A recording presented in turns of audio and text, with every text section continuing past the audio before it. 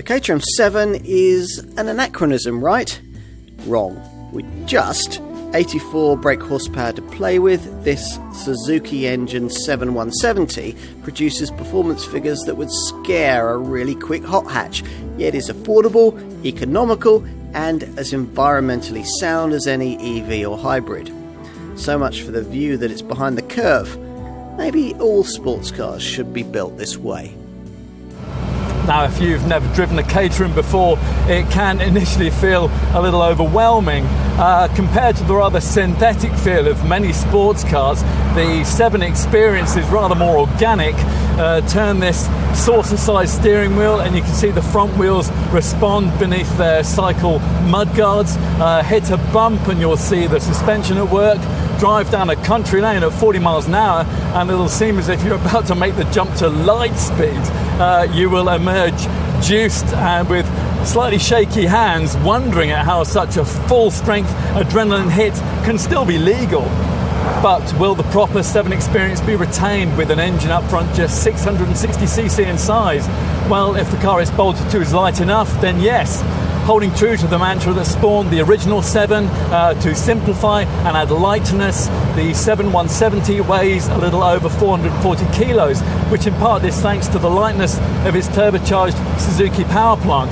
Okay, it only produces 84 brake horsepower and 116 newton meters of torque, but there's a rorty engine note, and because of the feather-like curb weight, there's an impressive power-to-weight ratio in excess of 170 brake horsepower per tonne. And that means that the 0 to 62 miles an hour sprint can be achieved in just 6.9 seconds, and top speeds can exceed 100 miles an hour, although you would have to be brave to manage that. Complementing the 170's favourable power-to-weight ratio is its marrying of a 155-section tyre and live rear axle suspension, which should enable drivers of most capabilities to extract the full potential from this Caterham's mechanical configuration. Everything else is pure 7. The steering is weighty but communicative, and the brakes have the ability to hang you off your belt. Traction control, well, that is down to your right foot. The 170 not only represents the brand's lightest 7 produced to date, but measuring 1,470 mils in width, it's 105 millimetres narrower than anything else in the current range, and that makes it the smallest 7 as well. There are several features that appear on the 7170 which haven't been on previous production models, including new alloy wheels, rear LED lights, and a smarter stripe design.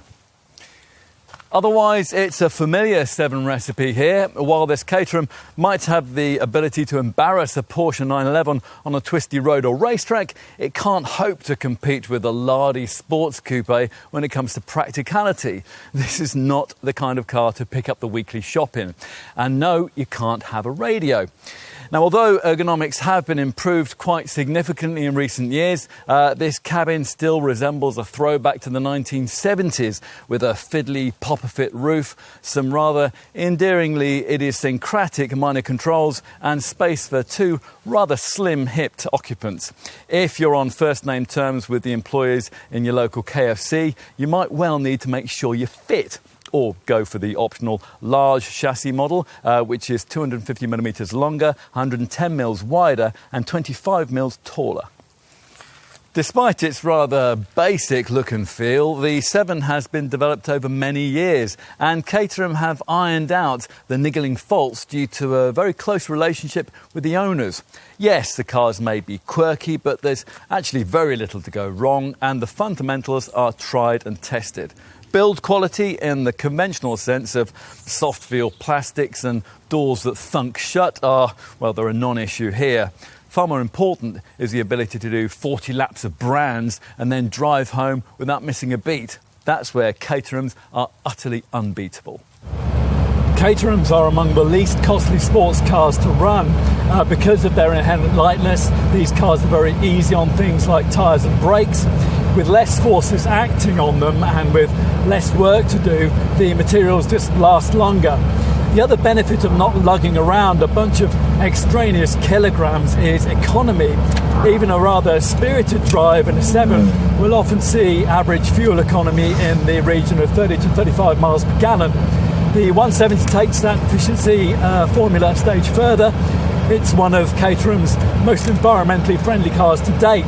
Both ULEZ and Euro 6 compliant, this model is the company's lowest emission 7 with a CO2 figure of 109 grams per kilometre.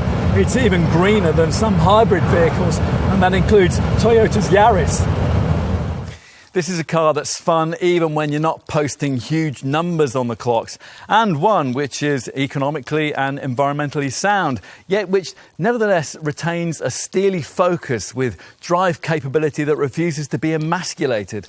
So many sports cars today nanny their drivers, offering a dumbed-down synthetic version of all the visceral emotion that should accompany a proper roadster. Caterham doesn't subscribe to that view. Long may that continue.